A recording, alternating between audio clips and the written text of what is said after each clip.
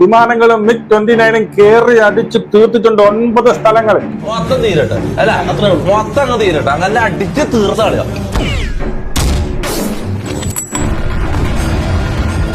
അതല്ല അത്രേ ഉള്ളൂ.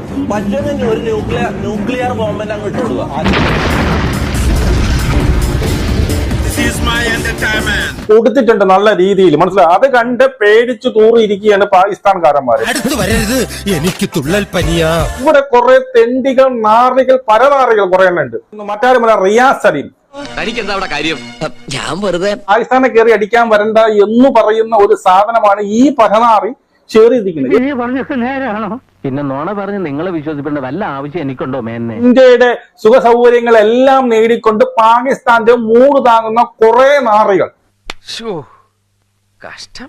ഇനി വരുന്നത് ഞാൻ പോലീസിനെ കൂട്ടിയായിരിക്കും. ഭർത്താവെ നമ്മളെ പോലീസ് ഓടിക്കുന്നാണോ തോന്നുന്നത്? രാജ്യദ്രോഹ കുറ്റങ്ങൾ ചെയ്യുന്ന കുറെ എണ്ണത്തിനെ ഇവിടെ തീറ്റിപ്പോറ്റി വളർത്തുന്നുണ്ട്. കർത്താവ് തന്നെ രാജ്യദ്രോഹി എന്നൊക്കെ ഇന്ത്യയെ തന്നെ കുറ്റം പറഞ്ഞുകൊണ്ട് വന്നിരിക്കുകയാണ് ഈ പറയുന്ന ഈ അലവലാതി. നമ്മുടെ ഇട്ടവിടത്തോടൊന്നും കളിച്ചോണ്ടിരുന്നമാരല്ലേ? അതെ അതെ, കണ്ണടച്ച് തുറക്കുമ്പോഴത്തേനല്ലേ ഇവന്മാര് വലിയ രാജ്യദ്രോഹികളായത്. നമുക്ക് പോവാം.